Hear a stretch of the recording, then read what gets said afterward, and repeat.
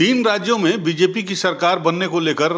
BJP के कार्यकर्ताओं में जबरदस्त उत्साह दिख रहा। इसको लेकर कार्यकर्ता एक दूसरे को मिठाई खिलाकर और माला पहनकर हर्षोल्लास मनाना शुरू कर दिए हैं। वाराणसी में इस सिलसिले में जब वाराणसी के बीजेपी कार्यकर्ता अनूप जायसवाल, जो कि पिछड़ा वर्ग मोर्चा के उपाध्यक्ष हैं, उनसे बात की गई तो उनका कहना है कि तीन राज्यों में हमारी सरकार बनने जा रही है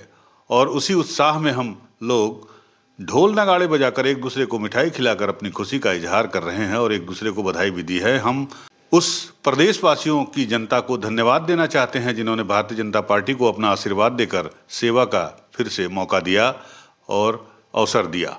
भारतीय जनता पार्टी नर सेवा नारायण सेवा में विश्वास करती है और माननीय मोदी जी को पूरे देश में कोरोना काल में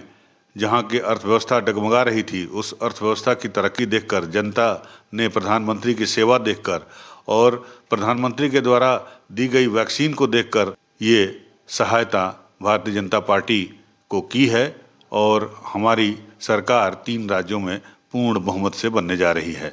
और हम सभी काशीवासी प्रधानमंत्री नरेंद्र मोदी को इसके लिए तहे दिल से धन्यवाद भी देते हैं। और काशीवासी इतने उत्साह में है कि बताया नहीं जा सकता है, क्योंकि प्रधानमंत्री नरेंद्र मोदी खुद हमारे सांसद हैं और उनकी देखरेख में ही, उनके नेतृत्व में ही पूर्ण बहुमत से तीन राज्यों में बीजेपी की सरकार बनने जा रही है।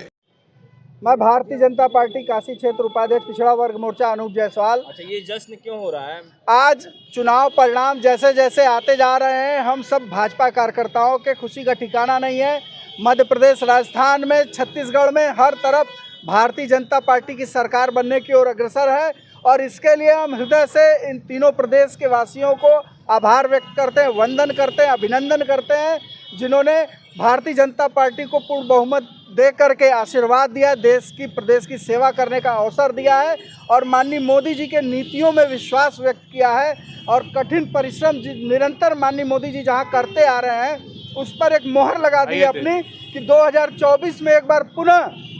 भारतीय जनता पार्टी की पूर्ण बहुमत की सरकार बनने जा रही है, क्योंकि ये सरकार देश की सेवा करने में विश्वास रखती है, गरीबों को अनाज देने में विश्वास रखती है, उज्ज्वला सिलेंडर देने में विश्वास रखती है, गरीबों को निःशुल्क पूरे देश को वैक्सीन देने में विश्वास रखती है, नर सेवा नारायण सेवा के सिद्धांत पर निरंतर चलने का प्रयास करती है और जिस चलने का परिणाम है कि ये पूर्ण बहुमत की सरकार इन राज्यों में बनने जा रही है। जहां कमी रह गई हम उस पर प्रयास करेंगे, सतत मेहनत करेंगे, आगे समीक्षा करेंगे और फिर से मेहनत करके जनता के दरवाजे पर जाने का काम करेंगे।